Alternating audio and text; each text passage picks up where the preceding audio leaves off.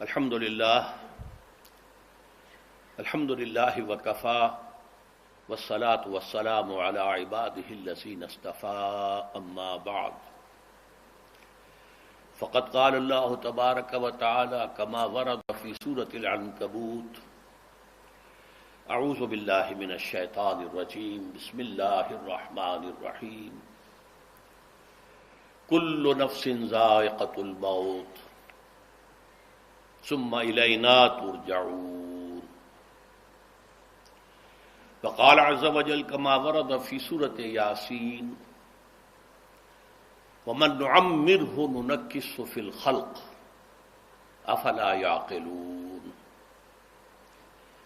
وقال جل وعلا كما ورد في سورة الحج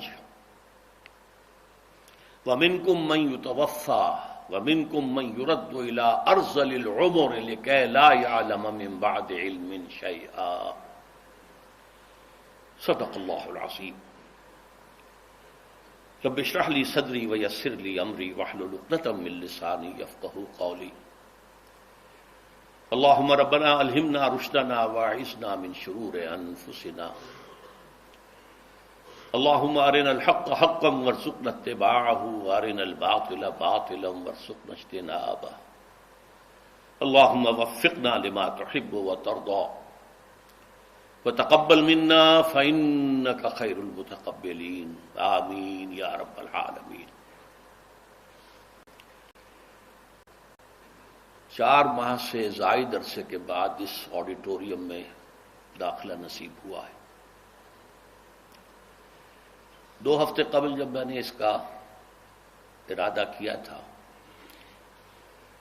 تو جو میری کیفیت اس وقت تھی اس میں مجھے محسوس ہوا تھا کہ اس ہال میں داخل ہونے کے لیے 3 امکانات میرے لیے ہیں۔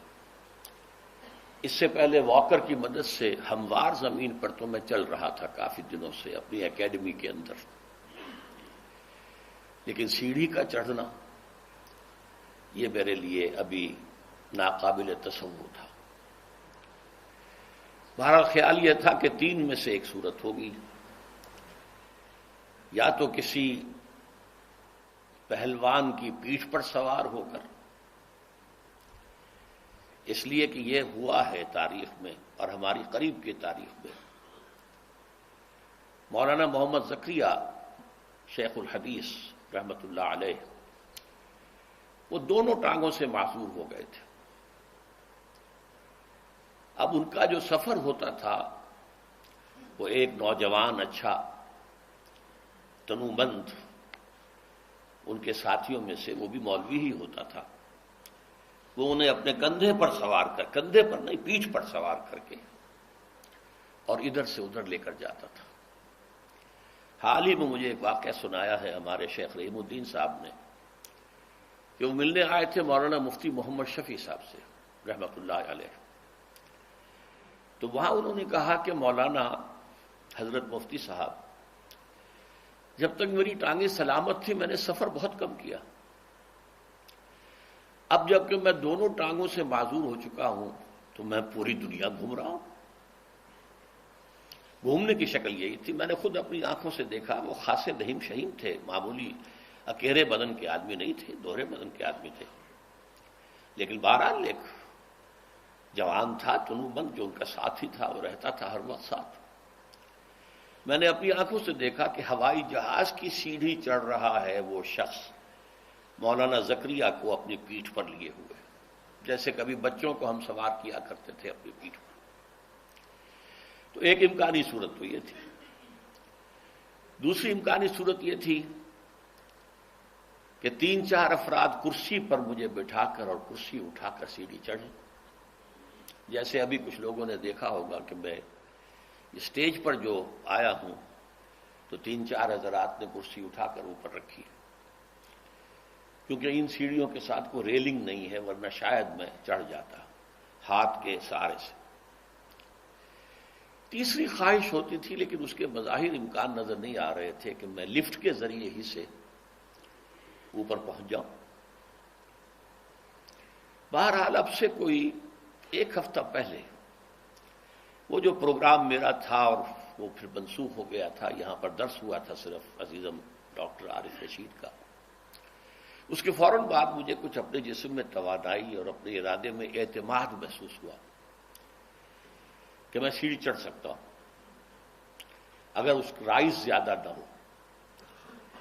تو جو مسجد کی سیڑھیاں میرے لیے بنائی گئی تھی کئی سال پہلے جبکہ مجھے گھٹنوں کی تکلیف تھی، وہ 4 سوا 4 ساڑھے 4 انچ کے رائز کی 7 سیڑھیاں ہیں. وہاں میں نے ایک ریلنگ تو پہلے تھی، ایک ریلنگ اور لگوا لی اور اس کے سہارے کوئی 5 دن سے میں مسجد میں 5 وقتہ نماز کے لیے جانا شروع ہو گیا. یہ بڑی اچھی پیش رفت تھی. اس کے بعد خیال آیا کہ اگر اس لفٹ میں بھی 2 ہینڈل لگا لیے جائیں جنہیں پکڑ کر میں اس پہ سوار ہو جاؤں تو شاید کہ اللہ تعالیٰ مشکل آسان کر دے. تو الحمدللہ کہ وہ شکل بھی اللہ نے پیدا کر دی اور آج میں لفٹ کے ذریعے ہی سے اوپر آیا. اور اگر کبھی آنا ہوا تو پھر اگر ان سیڑھیوں کے ساتھ ریلنگ لگا دی جائے تو میں شاید چڑھ بھی سکوں گا. بہرحال شکر صد شکر کے جماز اب منزل رسید. اللہ کا شکر ہے، صد بار شکر ہے کہ اونٹنی اپنی منزل پر پہنچ گئی. میری آج کی گفتگو جو ہے وہ نہ تو درس قرآن ہے، نہ ہی کوئی جذباتی قسم کا خطبہ ہے، بلکہ کچھ جسے انگریزی میں کہتے ہیں ہارٹ ٹو ہارٹ ٹاک، دل سے بات ہو اور دل تک پہنچ جائے. فارسی میں اس کے لیے بہت عمدہ مقولہ ہے، از دل خیزت بر دل ریزت. جو بات دل سے نکلتی ہے وہ دل ہی میں جا اترتی ہے. اللہ کرے کہ میری آج کی گفتگو اسی نوعیت کی ہو. بہرحال آج کی میری گفتگو 3 حصوں پر مشتمل ہے، پہلے سے آپ نوٹ کر لیں. پہلی بات جو آپ میں سے بہت سے حضرات کو ناگوار گزرے کی پسند نہیں ہوگی، لیکن میں اس کے اسباب، عوامل، اس کے آلٹرنیٹس کو بیان کر دوں گا. آج سے لاہور میں میرے اتوار کے صبح کے درس قرآن کا جو سلسلہ 40 برس سے جاری تھا، میں اس کے خاتمے کا اعلان کر رہا ہوں. 40 برس، سن 65-66 میں میرا درس شروع ہوا تھا اتوار کی صبح. سمن آباد لاہور میں میرے پھوپھی زاد بھائی کا ایک مکان تھا این ٹائپ، انہوں نے اس میں اضافہ کیا، 2 کمروں کے بیچ میں سے دیوار نکال کے ایک ہال بنا لیا.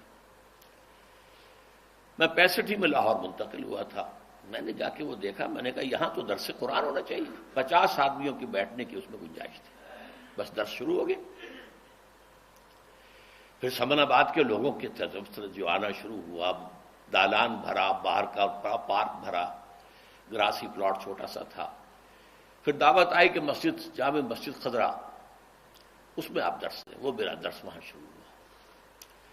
پورے 10 برس وہ میرا درس وہاں جاری رہا اور کچھ عرصے بعد ہی ابتدا ہی سے خطبہ جمعہ بھی شروع ہو گیا تھا.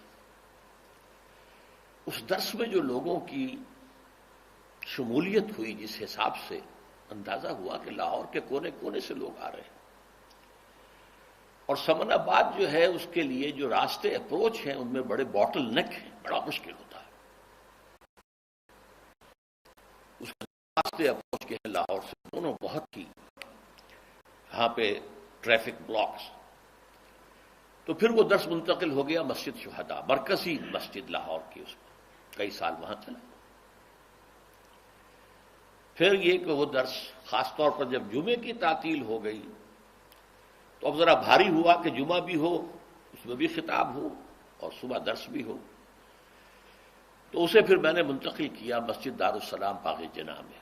پہلے درس قرآن، تھوڑا سا وقفہ، پھر جمعے کا خطاب. یہ سلسلہ آخر تک جاری رہا ہے، آج سے 2 سال قبل تک. 40-41 سال اللہ کے فضل و کرم. ان میں وقفے تو آئے ہیں، کبھی بیرونی سفر کی وجہ سے 1 مہینے کا وقفہ آ گیا،